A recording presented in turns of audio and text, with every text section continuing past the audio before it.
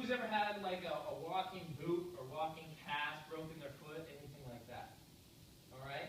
What happened when you walked in that for a couple of weeks?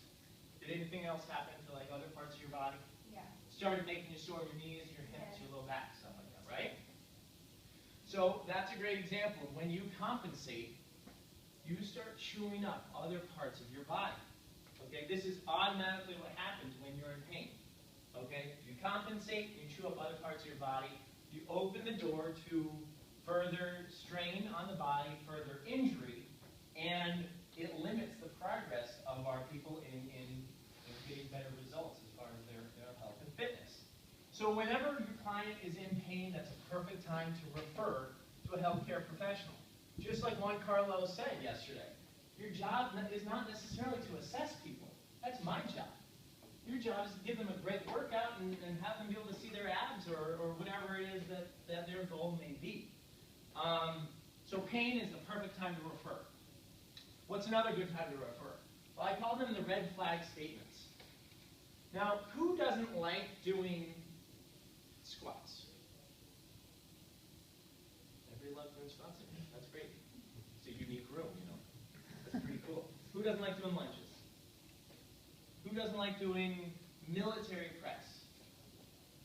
You guys have at least one exercise you don't like doing. Come on, let's be honest here. What's an example of an exercise that you just personally don't like doing? Crunches. Why don't you like doing crunches? Hurts. It hurts. Where does it hurt? Abs. Hurts your abs. Okay, good. All right, well, you guys aren't helping me out at all tonight. All right, so let's say, hypothetically, a client says, I don't like doing lunges because my knees hurt when I do lunges. That's conceivable, right? All right, what does that tell you about how that person's body is behaving? There's something going wrong, right? You should be able to squat, no big deal, for the average person. So if they can't do a specific movement, there's something going on. There might be a flexibility problem. There might be a stability control problem. There might be a lot of things. Maybe it's a technique problem. Maybe you can help out with that, but maybe not. All right? So when there's a red flag statement, I don't like such and such movement. That should kind of freak your ears up about this might be a good time to refer.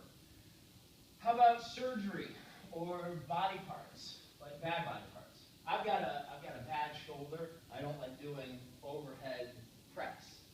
I've got bad knees. I don't like doing the lunges. I've got a bad back. I don't want to do deadlifts. Stuff like that. People think that if you've had surgery or if you've had injuries on a specific body part, that we should probably avoid this body part, and you're just going to have to limp for the rest of your life. That's just the way things go. Well, the thing is, if professional athletes have taught us one thing, is that you can make a complete recovery from surgery, from an injury, right? Adrian Peterson, does that name ring a bell to anybody? Dude completely tore up his knee, right? Then what happened the following year?